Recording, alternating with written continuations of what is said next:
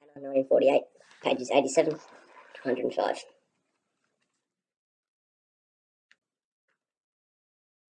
Sorry, 84 to 105. We left for Bentrock after dark, and I took my customary place in the back seat, where I could lean back and watch the stars out the back window. The wind had died and the night was clear. My parents were silent in the front seat until we were halfway to town. Then my father said without prelude, "I talked to Frank." "Wes," my mother whispered sharply and looked in my direction. I didn't move. "It's okay," my father replied. Whether he thought I was asleep or that he wasn't going to reveal anything, I wasn't sure. My father went on. "I think the problem's been taken care of. Frank said he's going to cut it out."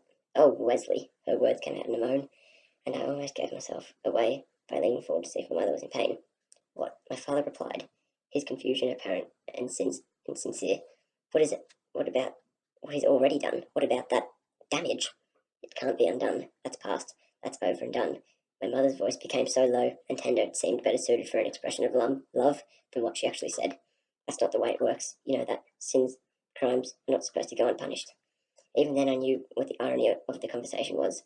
The secretary lecturing the lawyer, the law enforcement officer, on justice. My father was silent for such a long time, I thought the conversation was over. "At least," he said, "he'll have to make his punishment in the hereafter. I won't do anything to arrange it in this life." When we arrived home, Doris looks away was still there, and she and Marie were sitting in the living room drinking coffee. Marie was wrapped in a blanket, but she said she felt stronger. She still had a cough, but it was not as tight and racking as it had been. My mother felt Marie's forehead and pronounced the fever still present, but obviously it had gone down. Her eyes had lost that unfocused feverish gleam, and her cheeks no longer looked inflammably, but merely ruddy. Uncomfortable in our presence, Doris left almost immediately. Marie announced that she was going back to bed. Before she left the room, she turned to me and asked, "Did you ride today, Davy?" I nodded. "Did you ride far?" I nodded again. "And did you see a coyote?" How did she know I was given a pistol for hunting coyotes? "No," I said, "but I was looking. He's hard to see when you look for him." Those were the last words Marie spoke to me. The next day, Monday, August 13, 1948. Marie, little soldier, was dead. My mother came home from work at 5:15 and found Marie lying dead in her bed. By the time I came home at 6 o'clock, I spent the day fishing with Georgie Cahill. His Bix station wagon from Underset's funeral parlour was backing out of our driveway and carrying Marie's body away. Uncle Frank's pickup was parked in front of the house. On the courthouse lawn across the street stood a few onlookers, and Mr. and Mrs. Grindle next door were on their porch, staring at our house as if it might burst into flames any second.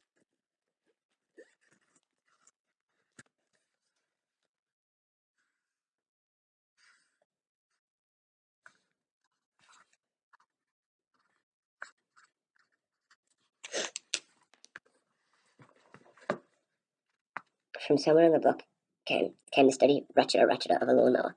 Someone who didn't know that for a moment all the usual activity had ceased. When I saw the car from Undersets, I did not run to a house in fear of curiosity. I didn't have to. I knew immediately what had happened. What's more, I could have walked right past our house, down the length of the Green Avenue and right out of Bentrock. I could have kept going and never turned, out of my town, away from my family, away from my childhood. I could have kept going and taken with me the truth of what happened in that house. No one else knew, and I could keep going until I found a place where I could bury the secret forever. But I didn't. I walked slowly up the driveway into the garage. I hung up my fishing pole and tackle box and the stringer of freshly caught perch and bluegills and went into the house. Everyone was still in the kitchen. My father was on the telephone. "Yes, that's right," he was saying. "Could you please tell her that? That's right. She's at Unsets now." My mother sat at the table. She was slumped and staring at the floor, but she had one hand on the tabletop and her fingers were tapping rapidly. Those two actions, the body slumped and the fingers tapping, seemed so mismatched it was as if they belonged to separate bodies. Uncle Frank leaned over the table, filling out a form of some kind. His medical bag was on the table too, and seeing it there where we ate our meals, I realised how large it was. How, if its black mouth opened, it could swallow all the light in the room. The door to Marie's room was partially open, and I saw her bed. The blankets and sheets had been stripped, and the mattress was tilted up off the springs and rested on the edge of the floor. My mother saw me and reached out to me with one arm. The hand with drumming fingers remained on the table, as if her arm was paralysed. I stepped into my mother's embrace, and as I did it, she leaned her head against my torso in a way that made it clear I was one I was the one offering comfort. "It's Marie," she said. "She didn't make it, David." My father hung up the phone, and I looked at him. "She's dead, David. That's what your mother means. Marie died this afternoon." I smelled like fish. That's what I kept thinking.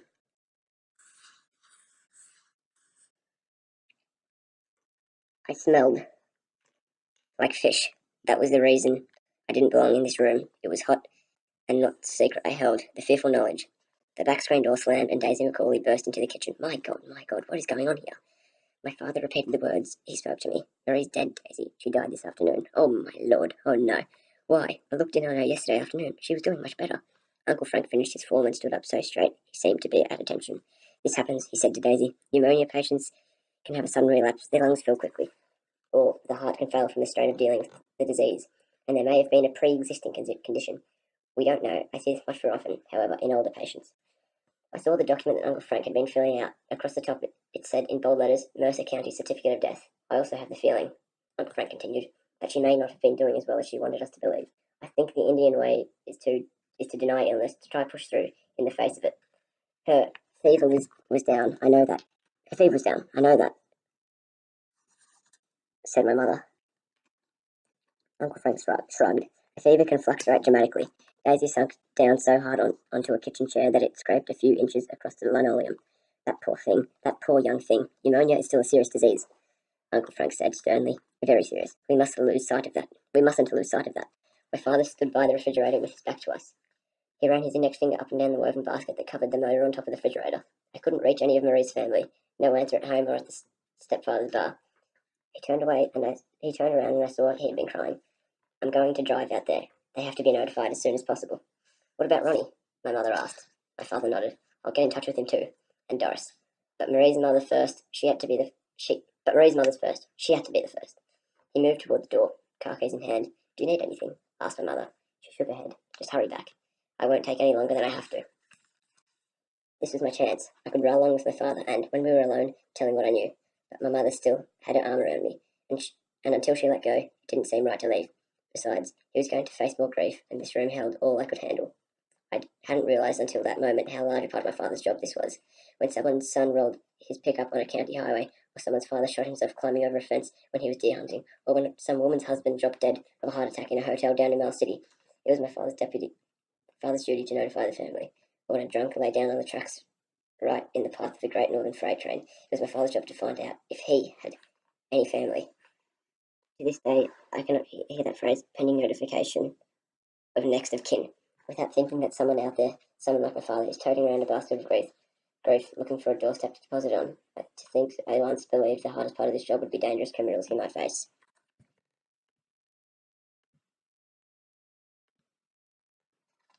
Right after my father left, Uncle Frank excused himself, saying he had to look in on Janie Cassidy, who had an unusually severe case of chickenpox.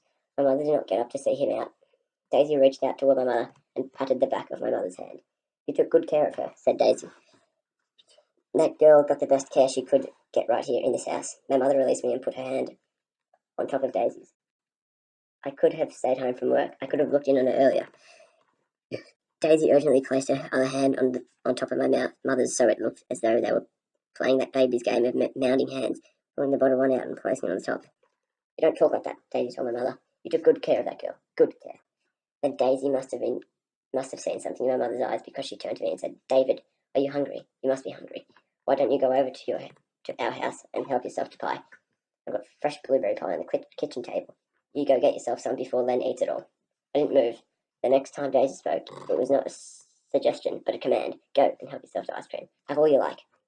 Because Daisy kept the curtains drawn and windows closed to keep the heat of the day out, the McCauley house was dark and stuffy. The house always had a strange smell, as though Daisy found some vegetable to boil that no one else knew about. I stood over the pie, wondering how I could make myself eat a slice when I had no appetite. From another room a voice called out, "Who's there?" It was Len. I went to the living room, where Len sat in an overstuffed chair, his long legs extended in the room's dimness. Daisy's white laced doilies on the sofa and chair glowed white, as if they were hoarding all the available light. On the table beside Len was a glass of whiskey. I recognised its brown colour and smell, its smoky sweet odour in the room. It was a bad sign. At one time Len had been a heavy drinker. Given especially to week-long benders, he would plunge so deeply into a drunken gloom that it seemed unlikely he would ever climb out. In Bentrock, Len McCauley was well liked and respected that everyone was relieved when he quit drinking. I felt as bad seeing that glass of whiskey as I had when I first heard Mary cough. Marie cough. He turned his gaze to me. It seemed, to my untrained eye, steady and clear, but it remained on me a little too long before he greeted me. David, quite a commotion over at your place. Marie died. The words, and the fact they conveyed, popped out so easily they startled me.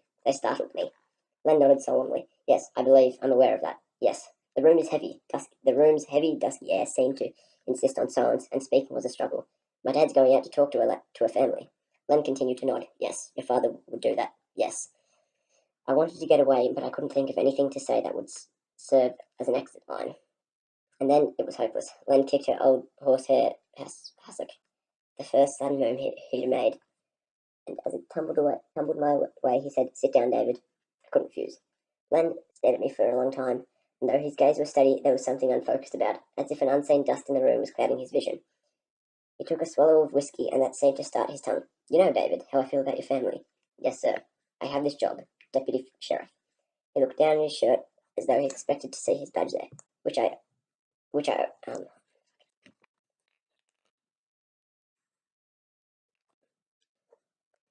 owe to your granddad and your dad. You know what your granddad said it means to be a peace officer in Montana? He said it means knowing when to look and when to look away. Took me a while to learn that. Len leaned forward and pointed a long, gnarled finger at me. Your dad hasn't quite got the hang of it, not just yet. He slumped back in his chair and looked intently around the room at floor level as if he was watching for mice insects. I'd heard about drunks and their pink elephants and wondered if he was hallucinating. I wanted more than ever to get away, but there was something tightly wound even in Len's casual posture. Slumped shoulders and long legs extended. That made me think. He was feigning response and inattention, and as soon as I made a move to leave, his booted foot would suddenly trip me, or a long-fingered hand would pull me down. He stopped looking around the room and fixed his eye on the carpet in front of his feet. A long time ago, I wanted to say something to your granddad. I wanted to tell him, don't let those boys run wild, just because we're out here. 1,000 miles from nowhere. You think it doesn't matter. Out here, nothing but rimrock and sagebrush. You think no one's going to care, but those boys have to live in the world. Rein 'em in and rein 'em in a little. Don't break them, but pull 'em back. But I never said a word. Now look at them. He jerked his head up, as if he actually saw my father and uncle in the room. A lawyer and a doctor.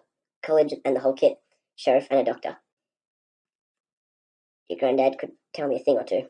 For an instant, something parted, as if the wind blew a curtain open and allowed a flash of sunlight into the room. Did Len know what I knew? I leaned forward. Did you see something, Len? He sat up straight and peered at me as if he wasn't sure of my identity. Did you? He asked. There it was, my opening. Now I could unburden myself, find someone else to carry this freight. Certainly Len could be trusted. But there was that glass of whiskey and its odour of sweet decay in his breath. What if we weren't talking about the same thing? I jumped to my feet. I forgot the pie. I was supposed to get the pie. Len smiled warily. Look after your mother. This would be a hard time for her. Was Len in love with my mother? The thought never occurred to me until I wrote those words. But now I remember all the small chores and favours he did for her. Around her house. Planing a sticking door or fixing a leaky faucet. Bringing her the pheasants or the fish he caught. The way he removed his hat when he came into her house and fiddled with it. Creasing and denting the crown. Running his finger around the sweatband. Well, why not? Why not say he loved her? Why not say his was one more heart broken in this sequence of events? That night I thought I felt death in her house. Grandmother Hayden, a superstitious person, once told me about how, when she was a girl, her brother died, and for days after death lingered in the house. Her brother was trampled by a team of horses, and his blood and dirt-streaked body was laid on the kitchen table. From then until the day he was buried, my grandmother said she could tell there was another presence in the house. There was nothing she could see, she said, but every time you entered a room it felt as though someone brushed you as you went in. Every door seemed to require a bit more effort to open and close. There always seemed to be a sound, a whisper on the edge of your hearing, some things you couldn't quite make out. As I had so often been advised by my parents, I never believed any of my grandmother's supernatural stories, until the day Marie died. That night I lay in bed and couldn't breathe. The room felt closed, full, as though someone else was getting the oxygen I needed. I turned on the light and slowly, cautiously got out of bed and opened my window wider. That brought no relief. The curtains stuck tight to the screen as if the wind was in the house blowing out. Close to panic, I went to my parents' room. From the doorway I called softly, Dad. In a voice so prompt and calm I wondered if he had really been asleep. My father answered, What is it, David? I thought I heard something. What is it you thought you heard? I peered into the darkened room. My father was still lying down. I don't know. Nothing, I guess. The sheets rustled and my mother sat up. Is something wrong? I thought I heard something. Nothing. It wasn't anything. Come here, David, said my father. As I approached the bed, he sat up and swung his legs to the floor. He patted the bed beside him. Sit down. I sat down and my father rubbed my back, massaging the thin band of muscle on either side of my spine. What's the trouble? Can't sleep? Just that little gentleness, that little thumb rub below my neck was all it took. The words spilled out of me. I saw something. Really? His voice was steady and low. I thought you said you heard something. I mean, earlier, this afternoon. What did you see? Uncle Frank. Uncle Frank was here. Of course he was. Your mother called him right away when she found Marie. No, I mean before. Earlier. His hand stopped rubbing. What time was that, David? I'm not sure exactly. A guess. Take a guess, David. Around 3. My mother crawled quickly across the bed to the other side of me. What are you saying, David? Shh, Dale. Let David tell it. I drew a deep breath, and with its exhale let the secrets out. I was going fishing with Charlie and Ben, and we had just come home from Ben's house, and we were riding our bikes along the tracks. We were going out to Fuller's gravel pit, and I had to go to the bathroom. I didn't want to go all the way back to our house to go, so I used Len and Daisy's outhouse. In 1948, most, but not all of the houses in Burnshock had indoor plumbing, yet many homeowners chose to keep their outhouses operational. They saved water for one thing, and they were useful in a case of emergency, if the pipes froze in the winter, for example. I told Charlie and Ben to go on ahead, and I'd catch up. While I was sitting there, I saw someone cutting across our backyard. There's a knothole you can see out of. I was pretty sure it was Uncle Frank, and I got out and watched him go down the tracks. He was going toward town. I'm pretty sure it was he. You're pretty sure, David? My father asked abruptly. What do you mean, you're pretty sure? I mean, I'm sure. I know it was. Did he have his bag with him? I think so. Yeah. Yes, he had it. Was he in the house? Can you be sure? Did you see him come out of the house? Next to me, my mother had pulled together a tangled handful of sheets and bedspread and pulled it toward her face. I just saw him coming from that direction. So you didn't actually see him come out of our house? Oh, Leslie, my mother said in a sobbed half plea, half command. Don't. You've heard enough. No more. My father stood stiffly and limped toward the window. His bad leg always bothered him most when he first got up, and you say this was around 3 o'clock. He had long since stopped being my father. He was now my interrogator, my cross-examiner, the sheriff, my uncle's brother. I think that's what time it was. Think, David, think carefully. When did you last notice the time? Work from there. At Ben's, he had to watch his little brother and couldn't go until his mum came back. She was supposed to be back at 2 o'clock, but she was late, so maybe it was a little before 3. Anyone else see Frank? Charlie or Ben? No, they didn't. No, they didn't wait for me. My father looked at my mother. And you got home when? At 5? She got up from the bed and put on her robe. I told you that before. I came right home at 5. My father muttered softly to himself. He could have been looking in on her, checking on a patient. Doctors look in their patients. She was fine when he left her. Fine. Used the back door because the front was usually locked. My mother tried to interrupt him. Wesley! My father's reverie continued. On foot. Truck wasn't working. Truck was parked down the street at another patient's house. Gloria dropped him off. Stop, Wesley. My father gently rapped his knuckles on the window. He stood like that for a long time, tapping the glass and staring out at the night. My mother rested her hand on my shoulder, and I took advantage of the kindness to ask, Is this bad? I still couldn't reveal what I knew about Uncle Frank, but again, I wanted my parents to let me in. I wanted to know that what I was doing was right, and that I wasn't simply ratting on my uncle. But my mother didn't answer me. She patted my shoulder reassuringly, and it was my father who finally said, Bad enough. I pushed a little harder. Does this mean my father cut me off? Does anyone else know? Are you sure no one else saw him? Did you tell anyone else? I didn't tell anyone. But what, David? Maybe Len saw him. My father took a backward step as if he were trying to avoid a punch. Len, I nodded. Oh, God. God damn. Len saw Frank. Maybe.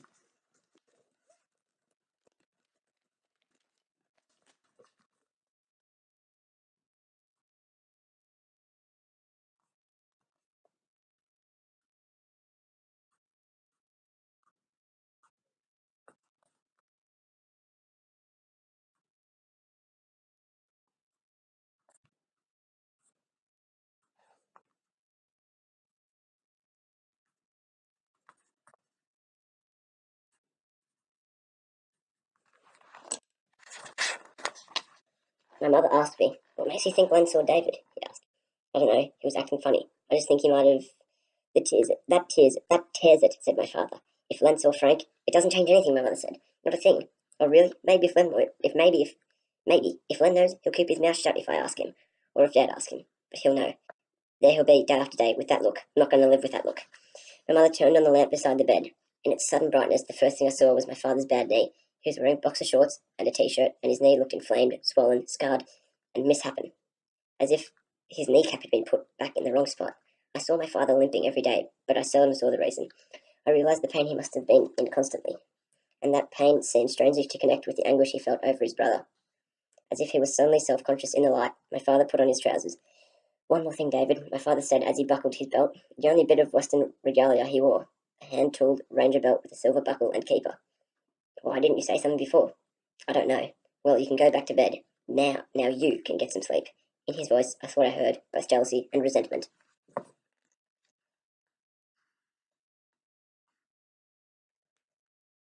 Unfortunately, I couldn't sleep well either. Half asleep, half awake, I lay in bed and thought about Indians.